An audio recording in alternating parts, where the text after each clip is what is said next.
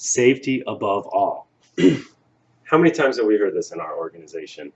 We've heard it multiple times, over and over. Even if you aren't in this organization, you've heard it in multiple organizations. Safety always comes first. But what does it really mean? Do we really consider safety to always be the top priority?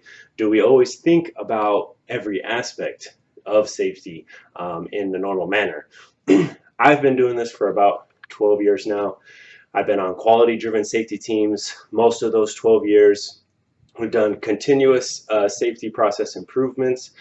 We've always look towards the future on how we can implement new safety features to keep our employees safe.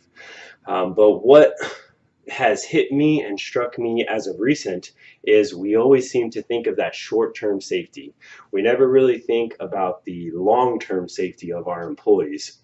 So that is why we're coming out with this new process improvement to focus on the long-term safety, and that is hearing protection in warehouses.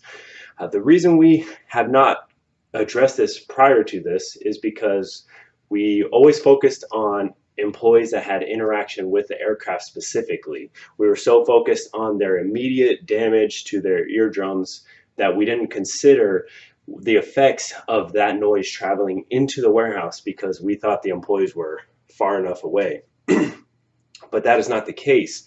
Recently we did a study where we took the OSHA reports of what too high of a decibel level is for normal standards. We did it inside of these warehouses. We tested it over and over consistently across 3 different warehouses. And unfortunately, every time the plane managed to come in to the gate, the doors would be open to those warehouses.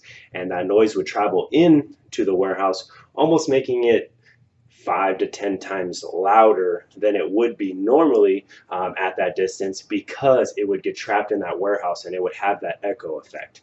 So because of this, we decided that we needed to further test this, make sure it was acceptable standards. And like I said, it did not pass across 3 different warehouses. And the minimal acceptable level was 85 decibels, and it was reaching up to 92, 93, even 97 at some points in these warehouses. So there are 5 steps that we're going to go through to make sure that this is communicated properly and implemented correctly. So first things first, we're going to communicate this to our work groups. We're going to do it with excitement. We're going to do it with fun. Just make sure that we're going to get ahead of any challenges that might come up. Employees that are going to resist the change, we're going to reassure that this is for their benefit, that it's for their long-term safety, and then that they will really be better off with this change.